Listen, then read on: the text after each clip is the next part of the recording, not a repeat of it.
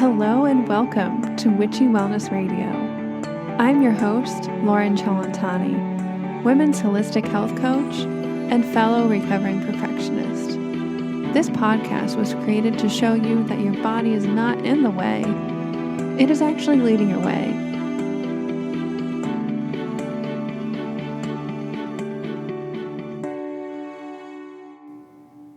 Hello, everybody, and a huge welcome to episode 10. Can you believe it? Number 10, double digits now, of Witchy Wellness Radio. And I am your host, Loren Cellentani.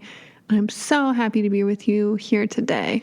Today on the show, we have an interview with the lovely and hilarious nutritionist, self-love, and intuitive eating specialist, Amanda Crichton, and her company, Fulcio. We dive into a broad range of topics, but we start off talking about how she started with her own business, what led her through that journey, how you can discern between what your body wants and what it needs in terms of eating, the best way she's found to work with clients who are ready to change. We talk all about social media, how chakras and energy centers affect our eating habits and our behaviors, and what life would look like if you loved yourself fully versus an X amount of number goal for a weight loss. How to help the world and create a huge ripple effect. We talk about privilege and why we're all here today in these bodies, in this culture, and how Amanda is able to tell who her potential clients, which ones are ready for change and which ones are maybe not ready for change. And 3 amazingly, actually simple things you can implement this week in terms of self-love, acceptance, and intuitive eating that are really going to jumpstart your own transformational process. And we end talking about the difference between giving yourself grace and the grit. And we end it with Amanda actually opening up, diving into her Flourish group coaching program and what to expect. What are the nitty-gritty details that she actually implements in this group coaching program? So without further ado, enjoy the interview, everybody.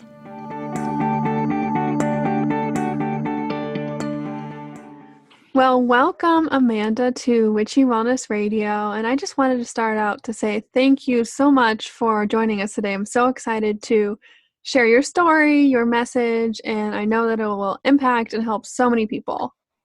Thank you. Thank you so much for having me. This is actually my first podcast.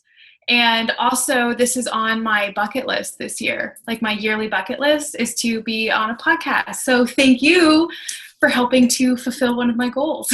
Oh, you're very, very welcome. I'm glad I could help. Yeah.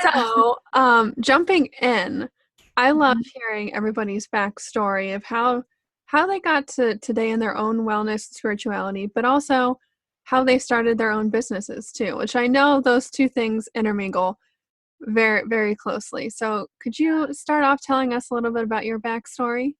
Yeah, of course. Well, how much time do we have, first of all? The shorter version is that I mean, since I was a kid, I've enjoyed helping people. I think I've always had a passion for helping others. So when I went to college, I went to Ohio State. I was undecided, ended up being I chose nutrition and community health. And then someone kind of said, if you want to do nutrition, you need to be a dietitian. And so I was pretty naive and I just said, okay, let me do that. So I switched over to dietetics, went to a dietetic internship out in Boston, still not fully certain what I wanted to do. I'm currently an entrepreneur, and at the time I knew I did not want to do that. Like, people are crazy for trying to start their own companies right out of school with no experience and no practice. I'm not going to be one of those people.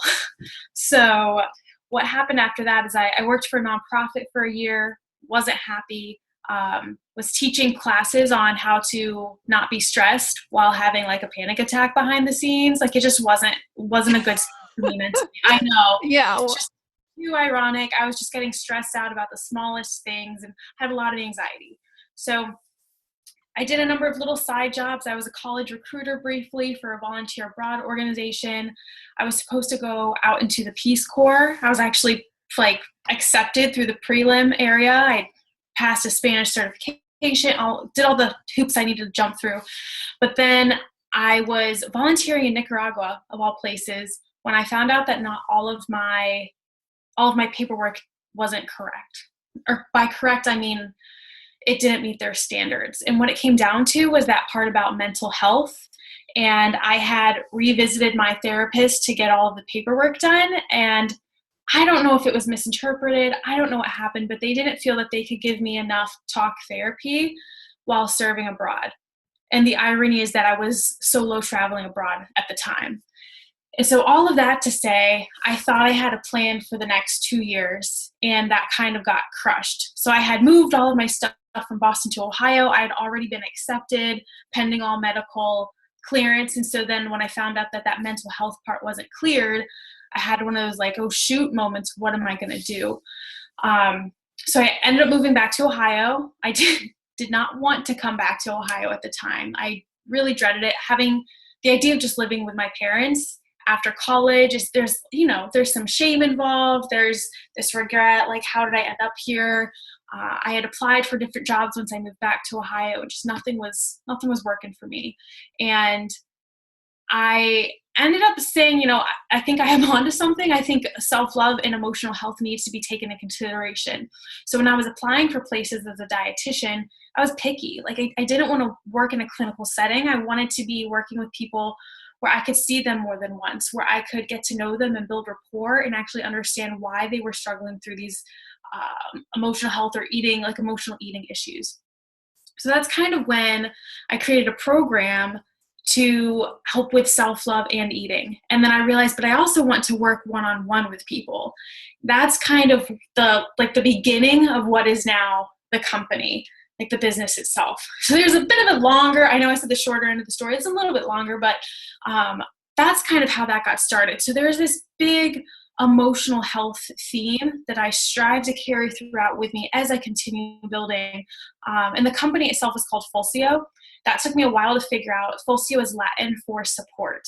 So what it comes down to is providing a place of support where I'm helping my clients, who are primarily women, just feeling more empowered in order for them to take care of their bodies and treat their bodies how they should be treating it. So that's kind of my backstory, how I got to where I am today.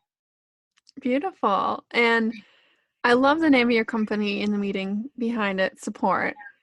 And that kind of got me thinking, could you enlighten us how you kind of went from the anxiety, panic attacks, transitioning yourself into self-acceptance, love, and maybe even intuitive eating, and how that transformation happened?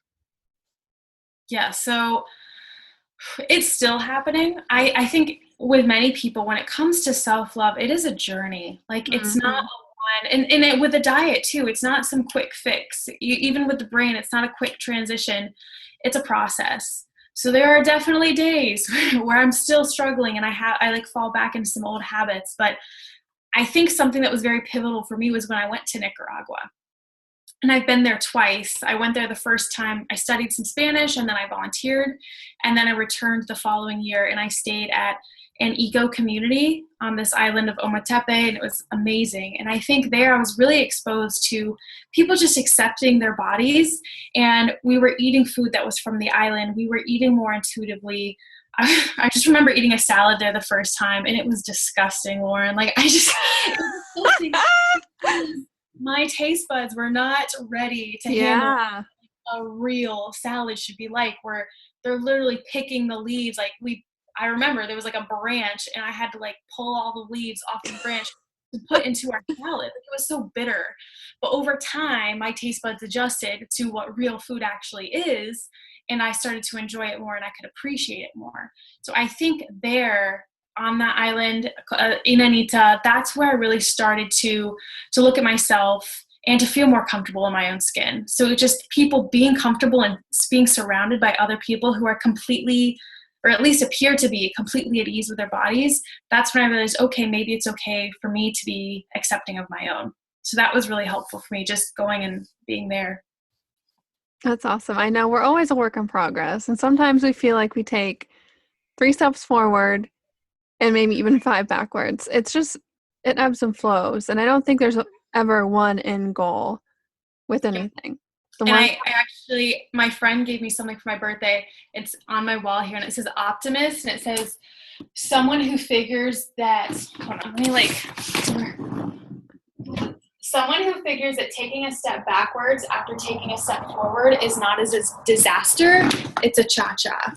It's a cha-cha. I love it. So, and I was a dance instructor. I taught like group fitness classes, including Zumba. And so cha-cha is very like near and dear to my heart. So I get that completely. So thinking of it that way, that it's just, that's the way of life. It ebbs and flows, you know? And so even for me now, it's beautiful to see people, you know, rising and falling, but figuring it out. Like they're on the up and up. And that's really cool to see. Yeah. When you were telling the salad story, I tell clients, and I tell myself this too, is the more bitter that tastes, or usually I use kale as an example, the more disgusting kale tastes to you, the more you actually need it. So if it tastes good to you or like semi-normal, then you know you overall you're like, oh, I'm pretty healthy. But if you think it tastes like bitter, like dirt, chances are that means we need a little adjustment. Like you said, it's like your taste buds and your body were not ready. It's like shock therapy. Yep, it was. Right. And the bad thing is I didn't have anything else to eat. Like that was it. We didn't have stores around us. There was a little boy that came around and sold these brownies, which were amazing. So I'm hey, little boy, let me get these brownies. I need some chocolate. But yeah, and so at the first I'm like, man, I'm just going to be eating rice the whole time. And so it did take me a while, but when you have nothing else, because I think it's so easy here. Like if we don't like lettuce, if we don't like vegetables, we eat other food. That's what a lot of people do, as opposed to eating things that their body's actually craving. Yeah. Mm-hmm. Yeah, I like to balance out what you need and what you're craving. You know, the two, you think that they could be different, but I like to kind of try to merge the two. How do you kind of deal with that versus like what you know you need versus what you want? I think that kind of comes down to the base of intuitive eating, though. Like if you're truly in tune with your body, I'd like to think that we know, like it's knowing what it's craving. So even times of my cycle, like there are times when I usually just start my period, I'm not hungry at all. And so I'm still trying to figure out, all right, is my body telling me I don't need food right now? If I'm not eating for the next 5 or 6 hours, am I just doing a little fast kind of thing? Or do I need to force myself to eat? Like, is my body, does it really want food? And so even things like that, I feel like if I'm truly listening to my body, it knows, like it knows what's best for me. But I think in our society, we tend to mask what our body needs by stress, by alcohol, by sugar, by all these other things, so we can't actually hear what our body's trying to tell us. Amen, girl. No, I'm just like, preach, girl. Thank you. You know, we use not only food, but like caffeine, social media, other things is like numbing. Yeah. To ignore what we're really needing. Yeah. And I think cravings also do that. They're numbing what you're trying to not feel. Yeah, exactly. All right. So you mentioned about your company and how you started off with like a group program, but also one-on-one coaching. Can you kind of walk us through what working with you looks like, and how you kind of came up with that, and how that's the best way for somebody to transform and actually implement this in their life? Yeah, for sure. So I will say it's always a work in progress. I don't know if when you started, I just felt really looking back a year ago to a year younger Amanda, I was very naive, and I am very ambitious. I'm still just as ambitious, but I'm just like, I'm going to build this company. It's going to be up and running in 3 months, and I'm going to be set. It is so much harder than that. So all of that to say that my programs are changing as I transition and as I learn more about myself and learn more about what I want the company to represent. So I would say right now, when it comes to people wanting to work with me, it's a matter of what do they want to work on. So I really focus on self-love, because at the core of my beliefs, I think love it can be the answer. So if we are truly loving who we are, if we're loving our bodies, we're respecting our bodies. And if we're respecting our bodies, we're giving it what it needs. We're eating how we're supposed to be eating because we're listening to our body. We're exercising and providing our body with movement because we know that's what's going to keep our body healthy. So I really work with people who are ready to love themselves and feel like they don't know how to do that. And so I help them walk through those steps. And then I'd say intuitive eating, yes, I'm a dietitian. I focus on intuitive eating. That's almost part 2. So I really want everyone to love who they are, because if they're not ready to do that, they can't eat according to what their body's needing. So people assume, dietitian, you're going to give me a food plan. That's the last thing I want to do, because that's me telling you how to eat for your body. I want you to be telling me that you're listening to what your body's saying, and that's a win for me. So when I had a friend say, Amanda, I only ate 1 Twinkie instead of 2, I might not be a fan of Twinkies, but if she's starting to listen to her body, that is a win. She said she threw the other one away and she's never done that before. Like, those are wins for me. And no, it's not fruits and vegetables and it's not the ideal food, but it is something that is a win for her, and that is progress. What does that look like? So we focus self-love or nutrition, depends on the client, but I have a number of different things. So I have some like free things even online. So on my Instagram account, I'm pretty active, especially on my personal one. I'm trying to build up my business account more and also figure out, do I want to have 2 accounts? But I talk a lot about intuitive eating there. And then I also have a body image boot camp. So that has a couple of journal prompts in there too, and also encourages people to do things that are helpful for learning how to respect their body. Like you mentioned, social media. One of those is key. I recommend, unfollowing people who don't bring you joy. And that's maybe we can talk about that later with the whole full moon ceremony I did last night, letting go of people and social media accounts that do not uplift me, or those that I feel scared to unfollow because they might know, and what happens if they might know. So in the body image bootcamp, I encourage people to do things that help them overall and to invest in self-care. So that's something I also have for free. And then in terms of self-love, I have my self-love challenge coming up. It's called Flourish. So it's a 21-day online self-love course. And it's a group course where we use a private Facebook group, and there are picture prompts. So there are weekly themes, and each theme has a prompt each Monday through Friday. Let me know if I'm losing you, Loren, because I feel like it can be a little tricky. So for example, the first week is going to be about childhood and upbringing.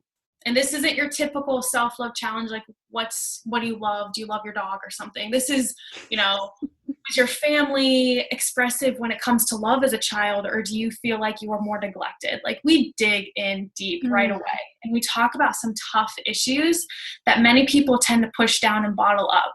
So our goal there is to kind of open up that bottle.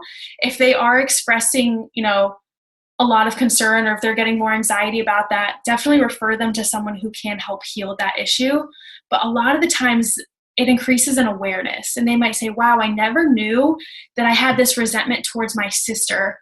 I had all this jealousy because she was the older sister and she was the smarter one and she got more attention. And so they're starting to realize, wow, I held on to this limiting belief for so long, and I never knew that I judged her for that.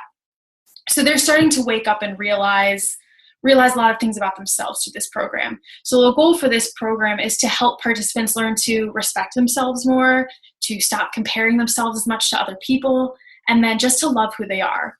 And I've run this program a few times. It's really beautiful to see the difference. I have a before and after assessment, if you will, where I like to get all nerdy and collect some data, and seeing the results, like seeing that the participants are decreasing that comparison to other people by 20%. They're increasing their perception of self-love by 18%. Like, people are learning to love themselves more. Like, that's the cool part that makes me really excited, because that's when I know I'm making a difference. This program is making a difference, and there's so much more for it to expand into. So that's the exciting part. So I Flourish, 21 days. I'm excited. Yeah, this will be my 3rd round of Flourish this coming August. It's amazing to see, especially just to witness people in the group and learning from one another. I think the community support is essential too. So I have that. And then I have another program that's a self-love intensive, and I've run it as a group program before, but right now I'm just offering it one-on-one. and it's a weekly, kind of like a weekly accountable self-love program, weekly accountability self-love program, and it's called Shakti.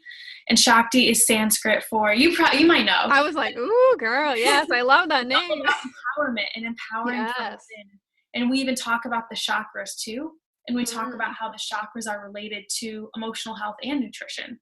So for example, the root chakra, when you're not grounded, when you're insecure, when you're feeling anxious, if you're out with friends, for example, you know, how does that affect your eating habits if you're feeling anxious? Do you eat the entire plate in front of you and just eat mindlessly, or can you be present? Can you be grounded?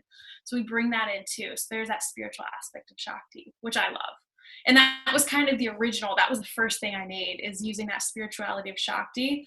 And that's when I realized I need to have other things as well. So Flourish came about. And then I do one-on-one coaching. So if people are like, I don't know about this intensive self-love thing, and I've already done Flourish, or I don't know if I want to be in a group program, I do one-on-one coaching too. And so I work with clients wherever their needs need to be met. Sometimes if they want to talk nutrition, I just gauge it, because really I have to make sure that they're loving themselves, because if they're not there, we can't even talk food, and I have to refer to someone else, because I just can't serve those needs. I like what you just said, is how you gauge to see if they're ready, if they're loving themselves and ready to actually take on the nutrition part of it.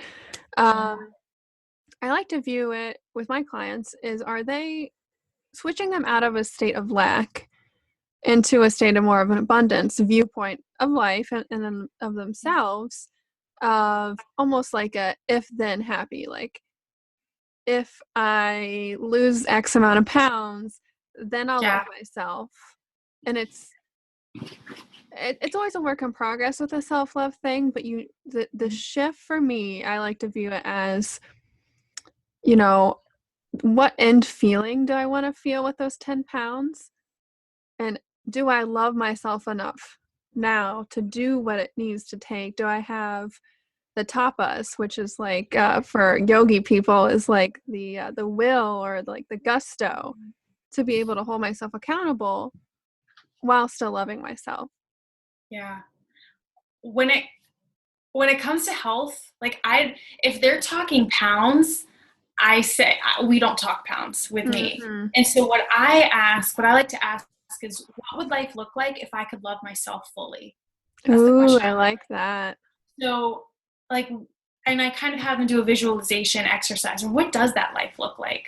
What do you look like?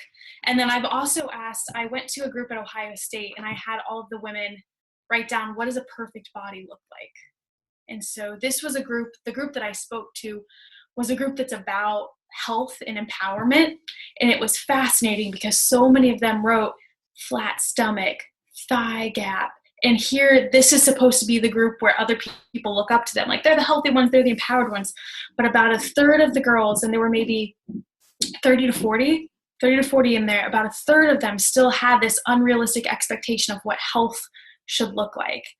And so it doesn't matter who they are, like there's still this theme of, I need to look a certain way in order to be healthy. So I really push away from that and say health comes in all sorts of different shapes and sizes, and that's okay. And I even like to compare, everyone loves dogs, at least. I think everyone should love dogs. Are you a dog? They should. Okay. But you don't tell a poodle that it's ugly because it doesn't look like a golden retriever. Like, you don't do that. They're all different types of dogs. We're all different types of people and humans. We all different shapes and frames and sizes. Who are we to tell someone that they need to change their appearance to fit into what society has deemed as perfect? Like, that's just not cool. It's not right. And I'm just shocked. It starts to get me like fired up because I get so mad at the media for portraying this unrealistic expectation. So my goal too is to kind of get rid of that belief that you need to change your body or lose 10 pounds. Because it's not necessary. I mean, yes, sometimes if we're not like treating our bodies the way it should be, there might be some weight that comes off because we start to treat ourselves according to how we need to be treated. Does that make sense? No, it totally makes sense. Yeah. Okay. So it depends on the client, but if they're like, Amanda, I just want to lose 30 pounds, I'll say, I'll ask them why. What's the point? Do you feel good? how does your body feel? Like if you're not feeling good, that makes a little sense. But if you feel great, you're loving your life, and you feel like you have a little extra weight according to the BMI chart, you're overweight, does that really matter? If your blood work's fine, if everything's good on the charts, who are you losing the weight for? Is it actually for you? So I get we dive in. Yeah, we get pretty deep. And also with the weight thing, I like to tell clients, muscle weighs more than fat. So if you really start committing to working out or even lifting, and you start building that strength, which I love that feeling of feeling strong, don't even look at that number, because then that whole disorder comes back. Yep. And I would like it's tricky. It is tricky. I would like to say I've been kind of up and down, well, my adult life, up and down kind of with weight, but my natural body type is, so I have a very small frame. And I would like to say, on the flip side of things, I've been skinny shamed a lot. I take care of myself. I don't even know how much I weigh. I work out a couple times a week. I love myself the way it is. But, some people can't accept that either. And I know that comes from a place, whether you're shaming somebody for being overweight or underweight or anywhere in between. I think people need to realize that that criticizer, that comes from a place of lack of self-worth in themselves. And they're just projectile vomiting on you because either they're jealous, or I don't even know, that you're shining too freaking bright for them to handle. I like to put that out there too, because it's at every end of the spectrum. It doesn't matter what you look like. Like you said, like you can't tell a poodle that it's ugly or not worthy of being loved if it doesn't look like a retriever. Yep. It's tricky though, because your body type is what people crave. It's what people want to look like. And so it's hard, because you could be like, so I know some people who are very small framed, they don't work out at all. They eat, they eat out to eat all, they go get fast food half the time. They go to happy hour all the time, and they still look the same. And they still might be like told you're healthy, versus someone else who's deemed as overweight, works out multiple times a week, much better. They're still the ones who are like shamed too. So it's so hard, because you see it on both sides, and you have some people saying you're too skinny, or like you're so lucky, or things like it's almost like checking your privilege. And I have to do that for myself, being a white person too. And that's a whole other podcast session we can talk about, because I have to constantly remind myself that I have access to so much more than most people, just by being an American. Like, I might not have a ton of money, but I know I am wealthier than so many other people in this world. To remind myself that so many times. But privilege is a whole other topic that we don't even have to touch today. But that's something I'm also very passionate about, just because of how, like, the way we look. Like, even my appearance is more on the positive side. I have a great smile, and I think I've got a great personality that draws people into me. And sometimes, like, that's hard for other business owners. I'm in a business class right now, and I'm just thinking that's got to be tough for some of my classmates, because if they don't have a personality that's outgoing and engaging and interesting, then they're not going to get the same business that I might get. And it's not that I'm any better or worse than them. That's just how that privilege works, if that makes sense. Now everyone's going to look up, like, who's this Amanda girl and her personality, but that's okay. But it's interesting. And I find myself thinking about this a lot, just how, like, what makes me different and what makes me set apart. And is that something that I have naturally, or is that something I've learned over time? Is that something I've just been blessed to have because of genetics? Like, I will go for hours just thinking about all of these things. Like, what is life? What is the meaning? What's the purpose, kind of thing. I love that. I saw online the other day talking about the money and abundance thing. And I don't know where the source was, but the quote said, if you have over $10 in your bank account, you're more wealthy than like 75% of the rest of the world. Yeah, take that one in for a second. Yeah. That's huge. But I love what you just kind of ended with, of viewing it as a privilege, taking that whole kind of philosophy, turning it more spiritual, we're brought here for a reason. We're brought into the culture that we're born into, the bodies that we're born into, the gifts and talents and personalities that we have for whatever we're supposed to learn, whatever we're supposed to grow, what we're supposed to, when we're able to heal that and grow and share that light. I think that we're always evolving and always changing. Completely agree with you. Have to be aware and be so grateful for the privileges you do have. But I do think that we're born into these positions not out of a place of privilege, but out of a place of like your higher self, God, whatever you want to call it. You decided a long time before you came here why you needed to come here to learn certain lessons and to help other people. So I think you should be very aware of how privileged you are compared to the rest of the world and be always so gracious and loving, and of course sharing what you can, sharing your talent, sharing your wealth, your time. But just realize that the body, your culture, your privilege, you're born into that specific physical manifestation for a reason. Anyway, going down the woo-woo train already. That's what we do here on Witchy Wellness Radio. And I love what you said about the Shakti program and the intensive love program that you offer and working through the chakras. And did you say you do the first 3? Is that what you said? I do them all. Do all. Okay. So for me, I wasn't sure if I was just thinking out loud.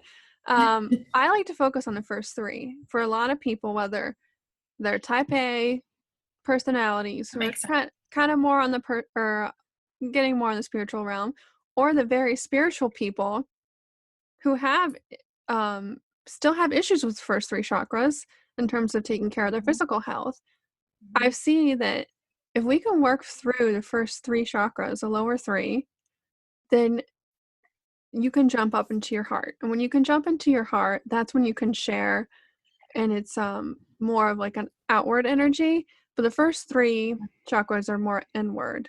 And like you said, it has to do with cultural stuff. I find metaphysically, sometimes with weight gains, even unexplained weight gains, that's just not natural to your body, or like you might be really stressed out, but it's not something that your natural set point is. Your body's trying to ground itself because you're not, you're up here in anxious town, or you're trying to protect yourself from something. You're trying to insulate, you don't want to get hurt again. So I love combining that with the physical health and wellness and this more spiritual aspect, because just like any of your programs, of how you do the deep work and how that might be affecting your self-love and how that affects your nutrition and wellness. And so I'll open this up to you. Do you have any good stories with working with the energy centers and chakras, and anything that you've kind of seen? I'd say I'm a student when it comes to learning the chakras. Like, I'm still learning about them. But I would agree that I think a lot of the times it's the first 3. And usually the first 3, like, they have something to do with that opposite chakra. So like the ones up top, meaning we tend to be all in our head. And so you hear about people with anxiety, a lot of the times, especially that anxiety, we're always thinking. And so it's because we're always thinking about the future, thinking about what could be, thinking about why we don't have X, Y, and Z, as opposed to grounding ourselves and being present. So it makes sense that the 3, and I love that too, because I think especially the first 3, I would say, are pretty darn important. And I'd say that's what a lot of my clients tend to forget about, grounding themselves, because everyone's full of anxiety, that I'm learning. And then the second one, the sacral chakra. So that's about sexuality, but that's also about having fun. So one of the questions that I like to ask my clients is, what do you do for fun? So Loren, I'm going to put you on the spot. I know usually you're asking the questions, but what do you like to do for fun? Right now, I love going on walks. I used to love running, but my body right now is like, not so much. I really like moving my body, not for the the sake of exercising or trying to maintain anything. It just feels really good on my body and it feels fun. Mm-hmm. Oh, and Yeah. dancing. I love dance parties. I get home from traffic or before I do the dishes, I like to do a few dance parties. Like, I'm all out. People probably can see me. I have my like shades open and I'm like shaking my thing and like hair flipping left and right. But I find what I like to do for fun, if there's something I don't want to do, I do what I want to do for fun first. And changing my emotional state before I do that is key. Huh. I like that. I Yeah. hadn't thought of it that way. So like do a little dance before you need to do the dishes or like do something like adulting type of Yeah. work. I like that. That's a cool little trick. Okay, thank you. Yeah. Well, I like. oh, I was just gonna say I ask that because most of the time people can't come up with anything, or they might be able to come up with one or two, and I think three is the most I've heard. But when they come up with something, it's like I travel for fun and I read books for fun. So then I'll ask, okay, when was the last time you traveled? And they might say, oh, like 6 months ago. And so regular fun. So I love that you answered that. So I kind of put you on the spot, but you did a perfect job. You know what you do for fun. And so if you have, your listeners right now, I challenge them to think about what they do for fun. So listener, what do I do for fun? Ask yourself that. And are you doing that regularly? Because that's important to do to just help stay sane for your own mental health and to be grounded, I think. So bringing it back to the chakras, to be grounded, it's focusing on doing things that are enjoyable and not giving yourself permission when you accomplish something, then you can have fun. Like, oh, once I finish this assignment, then I'm going to see my friend. Or once I don't know, you know what I'm talking, like once I exceed so many goals at work, then I'm going to go and have that cake that I've been wanting. I don't know. Like people like reward themselves in such irrational ways, and it's not healthy for ourselves because then we deprive fun, and then that just makes our mental health even worse. So Yeah, I totally agree. That's all chakra related. Yeah.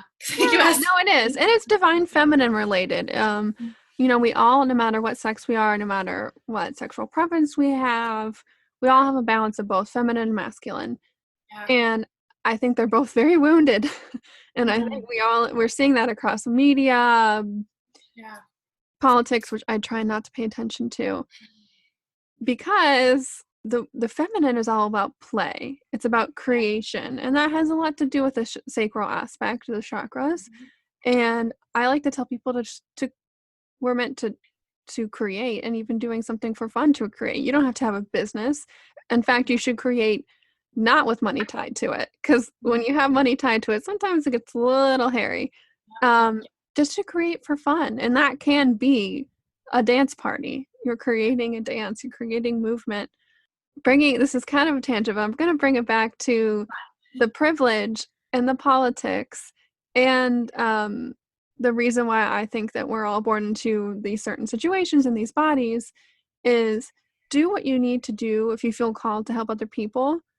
But I think the single most important thing that you can do is love yourself, but maintaining that self-love and that high vibration, if you will, or this high emotional state, because we're getting woo-woo again. The more people that can do that and maintain that, the conscious collective, it's going to raise everybody up. So that doesn't mean to be ignorant, doesn't mean to ignore the bad. Like we have to accept everything internally and externally. But our main goals, even if you don't have a conscious business or a service-based business that helps other people, helping yourself. I think self-care is such like a household name now. I don't know. Just like, I could take a bath. It's a big marketing thing these days. Yeah. But I like to see it as it's like a spiritual thing. You're helping the entire world. Yeah. Yeah, no, I agree. I get that. Yeah. And because when you're taking care of yourself, then you feel better about yourself. And then you feel more positive. And then your positive energy is then radiating. And then other people might get that energy. And then they might say, what are they doing? They learn, they're taking care of themselves. Maybe I should try that. What do you know? I tried it. I feel better. And so it's like, a ripple effect, hopefully. And I don't know if you see that with some of your friends, but I love it when some of my friends will message me and say, hey, I took a bath today and thought of you. Not in like a weird way, but they're like, I'm thinking of myself. Or I have a friend who tagged me and she's like, look, I got this like sleepy lotion. I'm going to wear this lotion and as a form of self-care. That's what I love. Like if I'm that person that people think of when they think of self-care, that's a win for me. So I think that's important. And I don't know, do you have people that say, hey, I meditated today, thought of you? Oh yeah. Yeah. I meditated today, or look at my green smoothie. I get a lot of food pictures still. Yeah. Yeah, I get all that from my friends and family too. You know, I tried for the longest time to get my parents to eat healthier, Mm-hmm. and kind of force stuff down their throat, and then I just let go and said, you know, I just do me. And Yeah. um I happened to like be over, and they watched a documentary with me, because that's what I always want to watch anyway. Mm. Documentary or chick flicks, those are my two. And I think it was Fat, Sick, and Nearly Dead, the juicing documentary, which is great if you guys haven't seen that. And now they juice a couple times a year. They eat like pretty much all fresh vegetables and fruits, just based on seeing my own personal transformation in terms of my emotional well-being and how I love myself, and just like that energy ripple effect Yeah. has been great to see. But also it is hard. I don't know about you, but like people that are very close and dear to you that you want to help, or I almost have to catch myself trying to coach them, Oh yeah. Oh yeah, Lauren. All the because time. you want to help, but they ain't hearing that from you. Yeah, Yep. all the And time. I've had it before where I've said to a friend, because I want her to work, I want to work for her. I want her to be one of my clients. And I said, girl, you were in the same place as you were 6 months ago. You said you wanted to work with me then. You're still super stressed. Like, I can help you. And I've had this theme of control lately and letting go of that control. Like, that's been prominent in my life. And I just, if she's not ready, she's not ready. And I need to continue to just focus on what I'm doing and trust that she's still watching from afar, which I know she is. She's like, follow me on Instagram. She can see what I'm doing. But then just trusting when her time comes, like she's going to come to me and say, I'm ready now. And then she will be ready to dedicate that time, as opposed to forcing it and having her like kind of do it, but not really internally be ready to do it. It's hard. It is hard. And I know like my ego loves being right, and I know that I can help people. And so it's just like, oh, I know I'm right. I know I can like help fix you, but they have to be ready. And it's funny because I can think of times in my life when I've done this, where I've tried to correct for other people.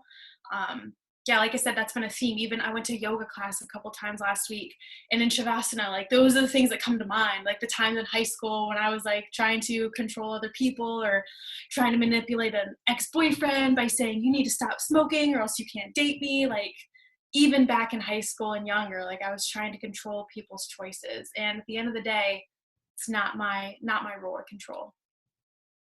Mm-hmm.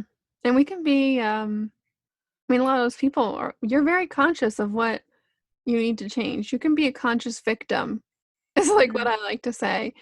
So I love that how you kind of interview your clients before to see if they're ready to work with you in terms of self-love. How, I mean, how can you tell that process? What are some red flags, and what do you see the shifts? And maybe those people that weren't ready, but then eventually they were ready. Yeah. Well, people who aren't ready, they tend to say, well, it comes down to money. People don't want to pay. And so they just say, I really can't afford it. And what drives me crazy also is to see people say, I can't afford it, but then they're going to concerts and they're doing other things. They're getting their nails done. And I get self-care, believe me. But rather than say like, I can't afford it, say it's not a priority right now. Like, let's just change the wording. And that's okay. That's okay if now is not the right time. I get it. And that's not to say that not like some people really like, hey, they cannot afford it. They're like really cutting their costs right now and there's no way. I get that too. But a lot of the times it's prioritizing. And so when I talk to my clients, I'll ask them, what is the biggest barrier to working with me? And then or just to your own self-love. And so we'll have a conversation about that. So really in the interview, I kind of already know them because of these answers, or a lot of the times they've been friends from college or high school. And so I really do actually know them. And then for some people, like you asked, like, what are some red flags? Even on social media, I can tell there are some people on there just by their pictures who still struggle with body dysmorphia, like comparing their bodies to other people or thinking that they're not good enough. Yet I see many of them are still advocates in the body acceptance movement. And so those are some red flags that are a little different than clients, but that's something that I'm also having to let go of is comparing myself or comparing other people who do similar work who I think are still suffering from an eating disorder, or comparing themselves to other people. Because does that make sense? I feel like I'm kind of on a tangent, but that's something I'm also working through right now, is because it's hard not to control those people who are trying to help others, but they're still struggling themselves to the point where they're not being good examples to others. No, I get that. And I kind of go through those phases too, but bringing it back to the spiritual side of things, once again, I like to think of like the people who are called to maybe work with them, if they are someone who does the same thing, either they're going to tell that energy is off, or they're not going to want to work with them. Yeah. I truly believe you just got to keep doing your thing and working on shining your light, and who needs to come to work with you will be guided to work with you. And that's something I've been learning just to let go of. So last night, I'll bring in the little full moon. I had a little full moon circle ceremony with a friend, so we got a little witchy too, and it was really fun. I don't know if you've ever done anything like that, but she had a crystal wand, and we like did a circle, and we had our little circle. I know, she knew what to do, and we drew a card before. We drew 2 cards, and one was of a stone. And I want to say ironically, but I don't think it's a coincidence or irony, but a friend of mine went to Seattle this weekend, and he was telling me how there's a certain stone there. I think it's called selenium, and it's orange. And so I looked it up, and I'm like, oh, does this have to do with the sacral chakra? And sure enough, it did. It's about like also trusting your inner truth. And can you guess what stone card I drew?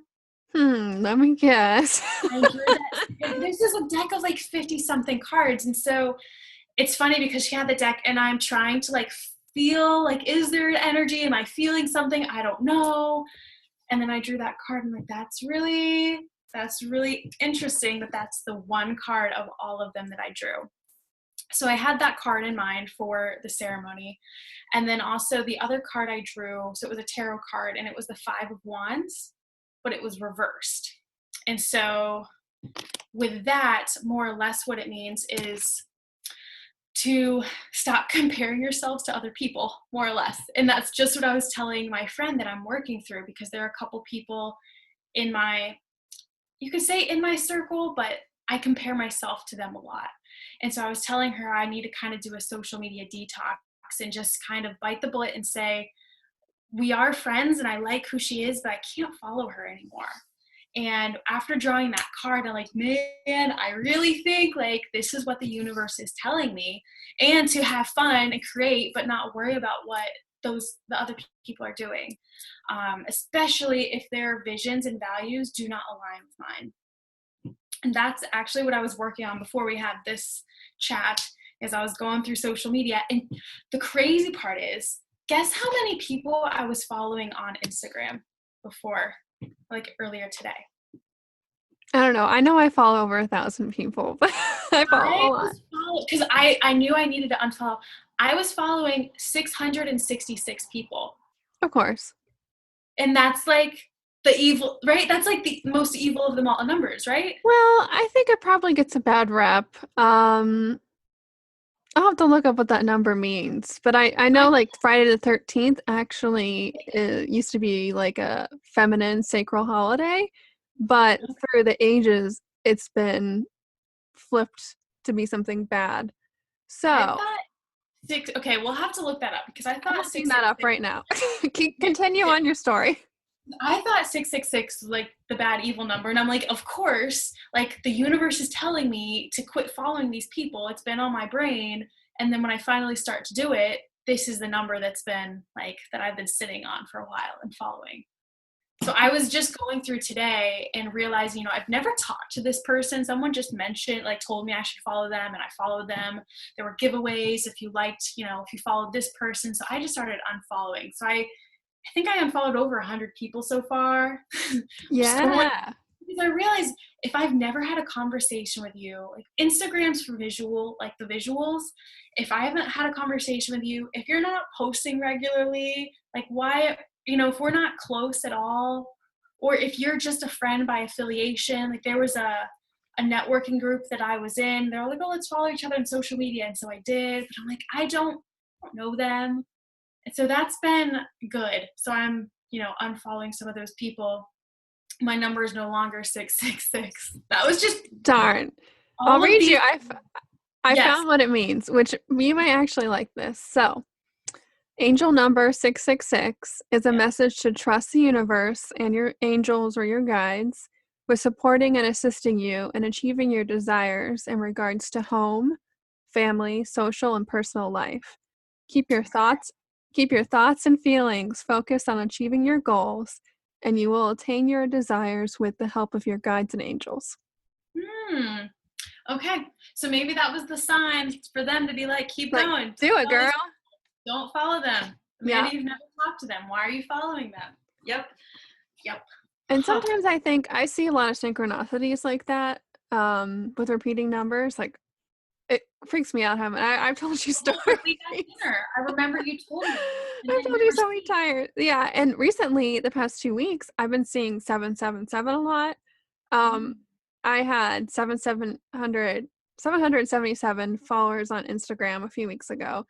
And then I look on my personal Facebook page, and I added a couple people randomly, and I just looked at it, and I had 777 friends on my personal Facebook page.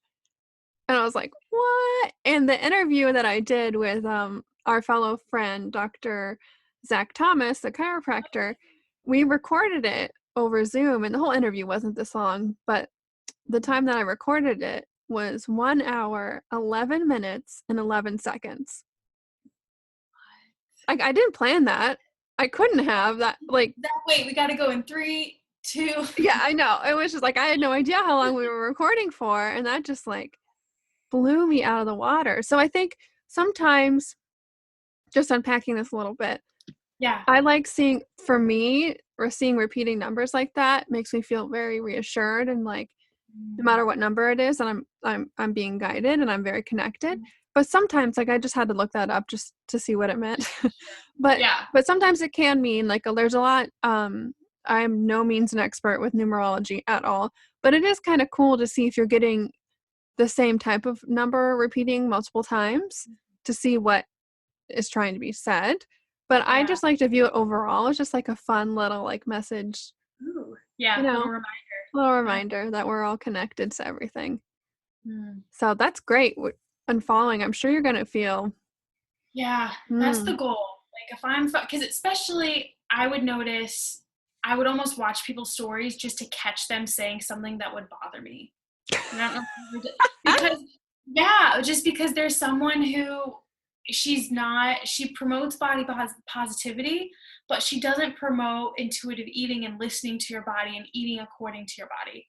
Or she'll talk about reducing calories, and I'm just like, no. And so I just wait sometimes and let me see if she did this today. And so those are the kind of people that I'm just if I'm looking at your profile in a negative way, or if I'm looking for something, that's not what I need to be doing.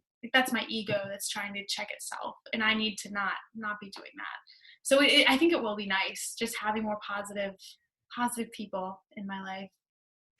And I think this is an important discussion to have because this applies to everybody. And I view it as a form of self-love and care, because it was I think you've almost even exactly said this. You were looking for something wrong. You were looking for something to literally trigger you, which is what I think so many people use current political events and world news and relationships, these things outside of themselves. They're waiting and seeking for these things to be triggered. Yeah. When really you gotta do that inner work, like what you do with your Flourish program, asking those deep questions, diving in. Where is this coming from? Yep. Because if I wanted to go deep and actually journal more frequently, which ideally I would like to do that, but asking myself, why do I do this? Why do I make myself feel triggered? Because I'm doing it to myself, it's almost like you're a self-harm in a way. Like, why am I doing this? Why am I forcing myself to be exposed to something that I know is going to make me upset? Because that could be a whole other introspective session that I have with myself that I don't want to have anytime soon. But if I wanted to go there, that'd be a great place for me to like ask those questions. Cool. Do you have anything in terms of self-love and maybe even intuitive listening or eating, listening too, we need to listen, that you, just some easy little tips and tools people can kind of use this week? I know like what we just talked about, social media and asking, why am I doing this? That'd be great. But anything that pops off the top of your head that can add a little bit of value and transformation to our listeners' lives. Yeah, for sure. Well, the first one, obviously, like we said, unfollowing people on Instagram, especially if you're on Instagram a lot, and asking yourself kind of what we were just discussing, is this helpful or is this triggering? Because the goal for me, at least with my Instagram account, is to be positive and to be real. Because I know so many of the accounts, they like what's the Fitspo, and people just are like, oh, I want to look like this, but I try to keep it real. So keep accounts that are real and keep accounts that are uplifting and encouraging. So that would be my first one. When it comes to intuitive eating, I like to encourage everyone to have at least one hyper mindful meal. And by hyper mindful, probably just mindful for most people, because a lot of people, a lot of clients, they're eating in front of a television, in front of a laptop, in front of their iPhone, or with friends. So I would encourage people, try to have a meal, or in the car, but try to have a meal completely alone, by yourself, in silence, at the table, where all you're doing is eating. You are taking a bite, you are tasting the flavor of the food, and then you're putting your fork down because you're not shoving it all in your mouth, but you're eating it mindfully. So I think just once, even if they try that once a week, I mean, ideally once a day would be great. I mean, all meals would be great, but people are so busy these days. That's why I challenge people, just try once a week. Try once, twice a week. See if you can do that.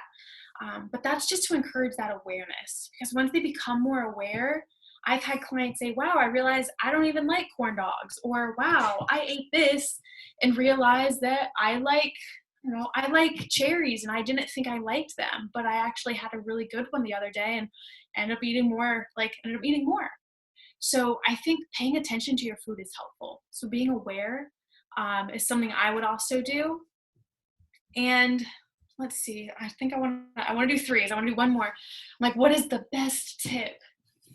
I think something that I ideally would be doing more as well is having more quiet time to myself, whether that is meditation. And so I do that sometimes. There's an app that I use, but I just think sitting and collecting my thoughts. So for me, that's a form of self-care.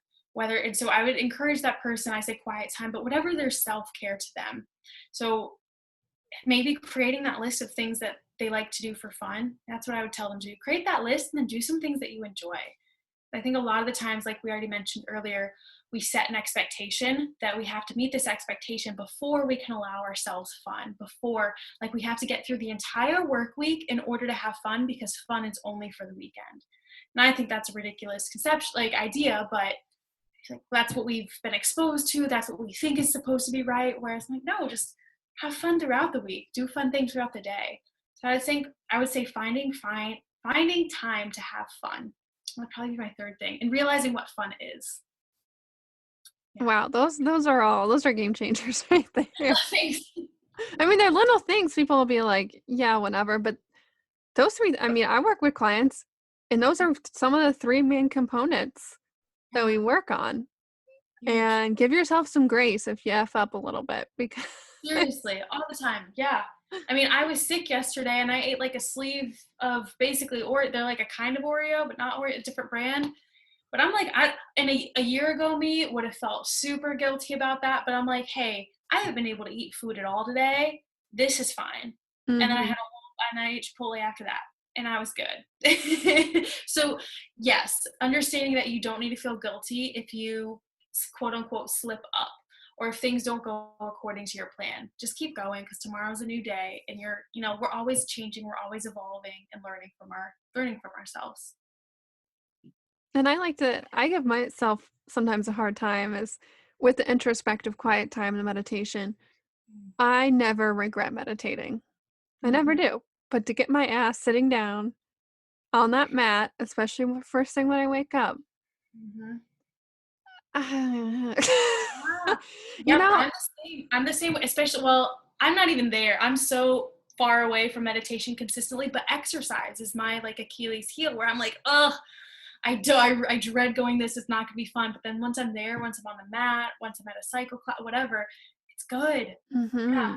And you don't regret it. Yeah, that's perfect. I love how you said that. And what I like to say with, because a lot of people are big into like, well, at least I am, morning routine.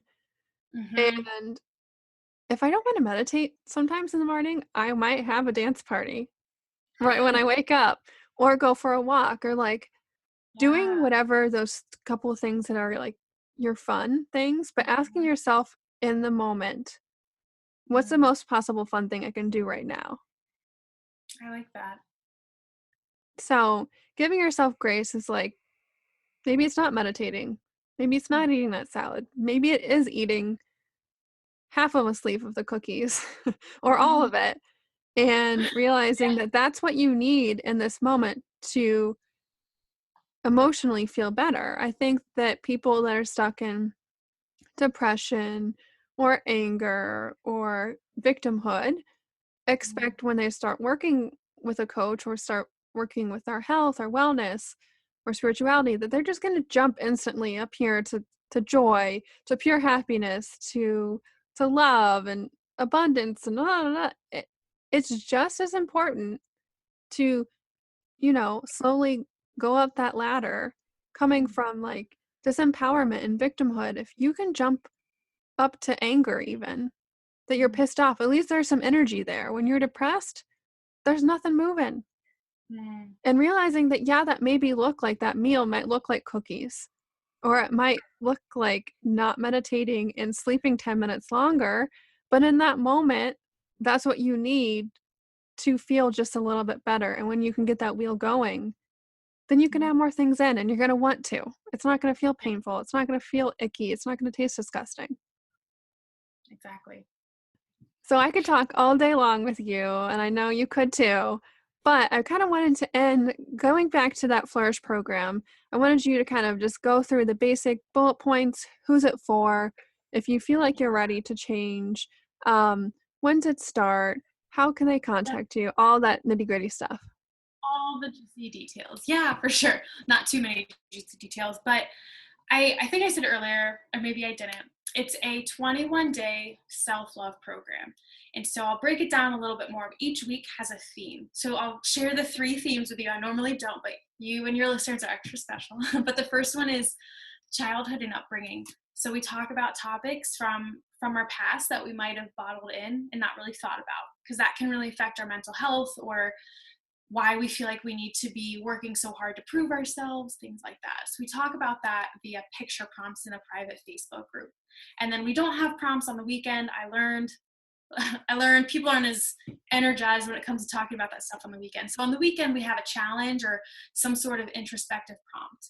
And each day, along with the journal, or along with the photo prompts, there are journal prompts too. So then people can write down on their own, what feelings come up for them as they discuss these things. And they have a few more, I don't know, I kind of push them in a way to think about some really deeper issues that might have been buried deeper down under the surface. So that's week 1, childhood and upbringing. Week 2 is society and beauty standards. So we talk a lot about what everyone else around us, in society expects us to feel when it comes to our bodies, and those standards, and how we meet the standards and how we fail the standards, how our body types, fit in between what's expected and things like that. So that's week 2, which is it can be kind of triggering. And each week I'd say is triggering for different people based upon where they're at in their self-love journey, and also their background and experience. Because if they lived in a pretty quote unquote normal childhood, or their parents, they are still together and they had a great upbringing, they might not relate to week 1, but then week 2 might be more personal. And then the last week is going to be the inner voices. And so the things that we tell ourselves that people can't hear. So usually it has to do with the inner bully, the inner child within when I know you've led that guided meditation with inner child, but yeah, what is our inner child trying to tell us? And so we dig a little deeper into those inner voices and what it's telling us. And so what I love about Flourish too is this is in a community, like a private Facebook group of anywhere from 15 to 20 people. I want to cap it at 20 because it can be a little tricky trying to keep up with everyone. But the feedback I received is one of the favorite parts from the participants is having this community of people, and it's a female, it's women only. So having the women come together and realize, wow, I'm not the only one who thought this, or wow, I'm not the only person who felt that their body was good enough. And look at this person's gorgeous and she's struggling through the exact same thing as me. And so it really helps to open up people's eyes to say, wow, I'm not the only one that feels like a failure. I'm not the only one who's alone in, having a hard childhood. And there's some sort of like beautiful camaraderie that comes about of Flourish. And it's really cool to see. And to me, I'm geeking out because it's a big science experiment. Like, what happens when I put all these people together? And it's beautiful. Like, it's honestly, I think it's like magical because I see people come together and then I see them feeling more supported, and I see them typing in these comments of how they're feeling better and encouraging one another. And it's just amazing to see how women can lift each other up. So that like gets me emotional every time, just to think that these women can learn how to love themselves more in 21 days. And, you think like, ooh, lose 10 pounds in 21 days. You think of those marketing things, but this is real stuff. And this is emotional. I think the harder part is it's not seen externally. This is internal work that we all need to do, but we forget to do. So that's my Flourish nutshell. And another component of Flourish I completely forgot about is that once a week on Wednesday nights, we're going to come together on a Zoom conference call, kind of like what we're doing now, but having this time to see one another and interact, and I can answer any questions and we can talk about our experiences. That was another helpful thing for past participants, is that they could come on and they could say, Amanda, what are some forms of self-care that you practice? Or how can I take this further? Or what do I do if I'm feeling triggered from a family member? And I can answer those questions in a safe environment, and they can continue to see one another and get to know one another in that group setting. So that is Flourish, and again, another larger nutshell. But that's my baby. I absolutely love it, and it's been amazing just to see the participants grow together. But my next Flourish program does start on August 12th. And yeah, I guess if anyone's interested, I don't know if you can leave comments or anything. Yeah, we'll link this all in the show notes for you guys, so no worries. Thank you. But that's kind of what Flourish is about. And I think one of my favorite parts too is that I get to witness the change from the participants. But then I would say self-love, like I mentioned, is a journey. I grow every time I participate because I include myself because I want to show the participants I'm real too. I have these struggles as well.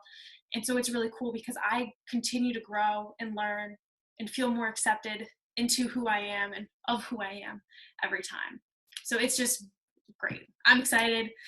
And so, yeah, if any of your listeners would want to join me on Flourish, that would be phenomenal. But they can always contact me if they have questions. I have a link to a Flourish page that talks about the breakdown even more so of what it looks like. But that's coming up. That's on August 12th.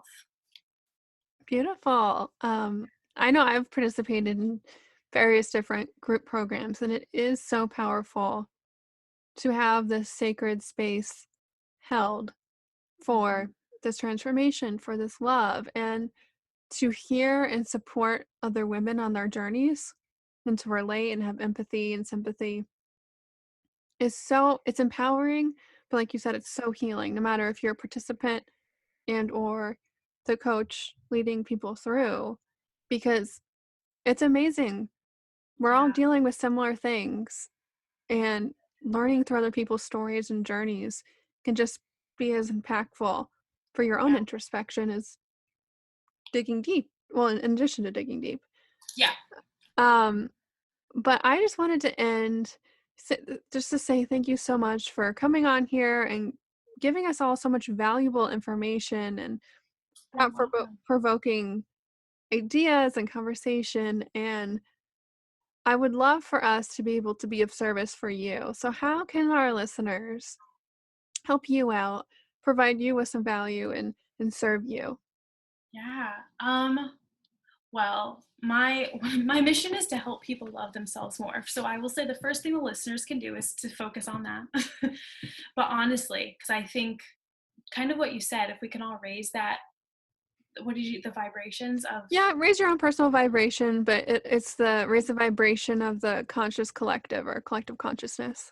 There we go. So if everyone could just love themselves more, that would help me because that helps my job. But on a more serious note, I think if what I said resonated, I would encourage people to check out my Instagram, both my personal and my professional. And if that's something that I'd be interested in following, go ahead and see if that's encouraging to you. Because like I mentioned earlier, I want to make sure that the people I'm following is worth my energy, if that makes sense. I want to make sure that they're encouraging me and uplifting. So I don't want to tell people like, Loren, have all of your followers follow me, because I don't think that would necessarily benefit everyone. So if that's interesting, if someone's interested in what I'm saying, check me out. I've got a page.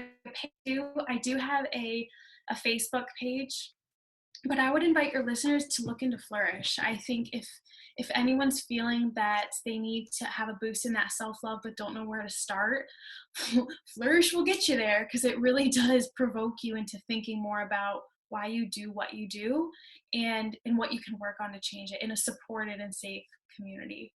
So I would say joining Flourish. I have a mailing list too if you're interested in keeping up with what I do and learning more about. I share my mailing list a little personal and professional, so it's a good mix for me. Well, thank you so much again for coming on. I'm sure so many people are going to get so much out of this. And I hear from you soon. I'm sure you'll probably be back on again. Well, thank you. I feel like we could talk about so many different things too. Mm-hmm. I agree. Well, thank you. Talk to you later. Thank you so much for me. Bye. And remember, open up, surrender, trust, and let your body lead the way. Hey guys, if you haven't already heard, this is the last episode of Witchy Wellness Radio for the time being. No worries, we will be back and ready to go on the first week of October. I'm sure if you listened this far in the episode, you like what you hear, and I don't want to leave you guys hanging all the way until October. So head over to Instagram at Loren Cellentani and follow me, where I'm going to be posting more videos, more juicy content, and even some giveaways. Also, feel free to go to my website, lorencellentani.com/subscribe to sign up for my email list. And this is where I send out juicy stuff like meditations or freebies just to email subscribers only. So please head over there, subscribe, keep in touch. I would love to hear from you. As always, shoot me an email or a DM, and I will talk to you guys very soon in October. Bye-bye.